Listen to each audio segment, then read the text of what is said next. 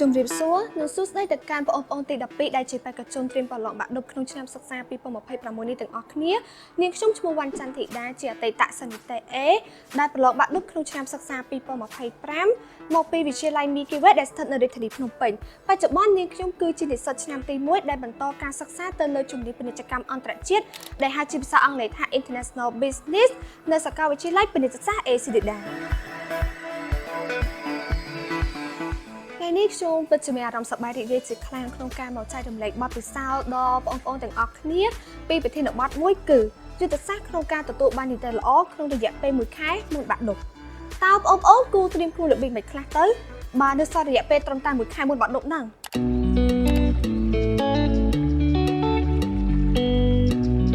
ដូច្នេះថ្ងៃនេះបងមាន3ចំណុចសំខាន់ក្នុងការមកចែករំលែកដល់បងប្អូនទាំងអស់គ្នាក្នុងការទទួលបាននីតិល្អដោយប្រើរយៈពេលត្រឹមតែ1ខែមុនបាក់ឌុបចំណុចទី1ដាក់គោលដៅឲ្យបានខ្ពស់សម្រាប់ខ្លួនឯងបងប្អូនបានចំណាយអស់ដល់ទៅរយៈពេល1ឆ្នាំសម្រាប់ការរៀនត្រៀមប្រឡងបាក់ឌុបហើយបងប្អូនខ្លះក៏បានដាក់គោលដៅនិងកំណត់នៅនីតិដែលខ្លួនឯងចង់បានរួចរាល់ហើយដែរក៏ប៉ុន្តែសល់រយៈពេលត្រឹមតែ1ខែមុនបាក់ឌុបនេះបងដឹងថាបងប្អូនណាក៏ដូចបងប្អូនណាដែរតែតែមានអារម្មណ៍ថាភ័យខ្លាចថាខ្លួនឯងធ្វើអត់បានហើយអ្នកខ្លះក៏កំពុងតែវង្វេងគោលដៅខ្លួនឯងអត់ដឹងថាខ្លួនឯងនឹងគឺជាអីប្រកាសចាស់ស្ដាយដូចបងផ្ទាល់ពេលហ្នឹងក៏បងមានអារម្មណ៍ថាភ័យដែរបងខ្លាចថាបងធ្វើអត់បានតែដោយសារបងមានឆន្ទៈនិងគោលដៅច្បាស់លាស់ថាបងធ្វើយ៉ាងណានឹងយកនីតិ A នឹងឲ្យបានជាមូលហេតុដែលអាចធ្វើឲ្យបងគ្រប់គ្រងអារម្មណ៍ភ័យខ្លាចរបស់ខ្លួនឯងបានហើយមានកម្លាំងចិត្តរឹតតែខ្លាំងក្នុងការរៀនយកនីតិ A នេះក៏ជាដើមហេតុដែលបងចង់ឲ្យបងប្អូនទាំងអស់គ្នាដាក់គោលដៅខ្លួនឯងឲ្យបានខ្ពស់ហើយនឹងច្បាស់លាស់បើបងប្អូនចង់បាននីតិ A សូមបងប្អូនប្រឹងប្រែងឲ្យខ្លាំងដើម្បីទទួលបាននីតិ A បើបងប្អូនចង់បានត្រឹមតែ B C ឬក៏ D ទេក៏បងសូមឲ្យបងប្អូននឹងគឺដាក់គោលដៅឲ្យខ្ពស់ជាងនឹងដែរពេលខ្លះមើលការខិតខំប្រឹងប្រែងរបស់យើងកាន់តែខ្លាំងយើងក៏អាចនឹងទទួលបានលទ្ធផលដែលល្អប្រសើរជាងនឹងក៏ថាបានហើយបើបងប្អូនដែលចង់បានត្រឹមតែមួយជាប់ទេបងសូមស្នើសុំថាឲ្យបងប្អូនដាក់គោលដៅឲ្យខ្ពស់ជាងនឹងទៀតពួកបើសិនជាបងប្អូនចង់បានតាមមួយជាប់ចង់ការ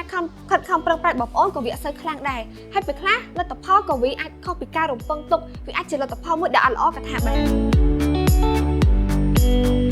ចំណុចទី2រៀបចំពេលវេលារៀនឲ្យបានត្រឹមត្រូវ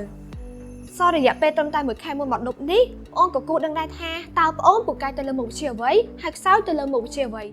ចំពោះមុខវិជ្ជាដែលបងខ្សោយបងគួរតែចំណាយពេលរៀនឲ្យបានច្រើនចំណែកមុខវិជ្ជាដែលបងខ្លាំងបងអាចចំណាយពេលត្រឹមតែ1ម៉ោងអីទៅក្នុងមួយថ្ងៃដើម្បីរៀនជាការរំលឹកឡើងវិញហើយមួយវិញទៀតបងប្អូនក៏ត្រូវដឹងដែរថាតើបងប្អូនរៀននៅពេលណាដែលចូលជាងគេមានន័យថាតន្ទិញមេរៀនពេលណាមិនឆាប់ចាំហើយធ្វើលំហាត់ពេលណាមិនចូលចាស់ស្ដាយដូចបងផ្ទាល់បងចូលចិត្តតន្ទិញមេរៀននៅពេលថ្ងៃពួកបងចូលចិត្តតន្ទិញលឺទៅវាឆាប់ចាំហើយចំណាយការធ្វើលំហាត់វិញបងចូលចិត្តធ្វើលំហាត់នៅពេលយប់ពួកបងចូលចិត្តធ្វើលំហាត់បែបស្ងៀមស្ងាត់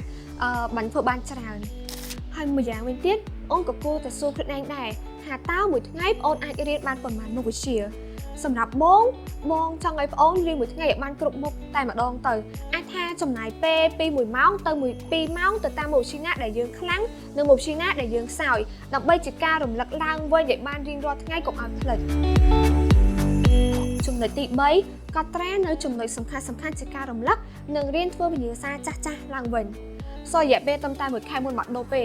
ចឹងបងប្អូនអាចទៅមើលមេរៀនទាំងអស់សារឡើងវិញបានឡើយព្រោះវានាំឲ្យខាតពេលហើយពេលខ្លះវាអាចនាំឲ្យយើងបាក់ទឹកចិត្តទៀតបើសិនជាយើងមើលចំចំណុចណាដែលយើងភ្លេចឬក៏យើងអត់ចេះដូច្នេះបងប្អូនគ្រាន់តែទៅកត់ត្រានៅចំណុចសំខាន់ក៏ដូចជារូបមន្តណាដែលសំខាន់ជាការរំលឹកទៅបាន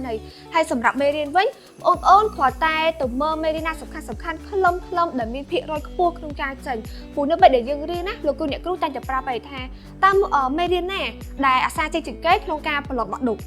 ហើយយើងក៏កុំគួរគិតថាតិចគេអត់ចេញចេះហើយតិចគេអត់ចេញចោះហើយវាថាធ្វើឲ្យយើងហ្នឹងដាក់សម្ពាធលើខ្លួនឯងយើងត្រូវជឿជាក់លើខ្លួនឯងព្រោះបងអូនបានចំណាយរយៈពេលអស់ដល់ទៅ1ឆ្នាំក្នុងការរៀនសម្រាប់ការប្រឡងបាក់ឌុបនេះហើយមួយវិញទៀតណាបងអូនក៏គួរតែ